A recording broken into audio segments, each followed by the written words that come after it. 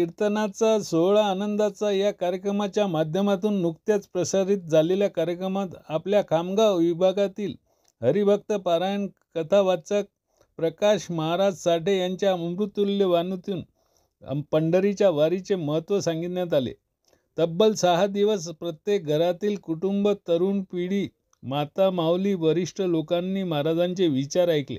याबाबत आपल्या red news विशेष महिला प्रतिनिधी रत्नाताई डेक्कर मॅडम यांनी रेड न्यूज चाहत्यासाठी झी टॉकीज दूरदर्शन वाहिनीवर प्रसारित झालेल्या कार्यक्रमाबाबत माहिती देताना सांगितले की गजर कीर्तनाचा सोहळा आनंदाचा या 7 दिवसाच्या पंढरीच्या वारीमध्ये कथेमध्ये संगीताचे जाण असलेले, संगीतावर वर्चस्व असणारे संगीताचे जादूगार हरिभक्त पारायण दीपक महाराज मेटे यांनी सुद्धा महाराजांना गायनामध्ये साथ दिली.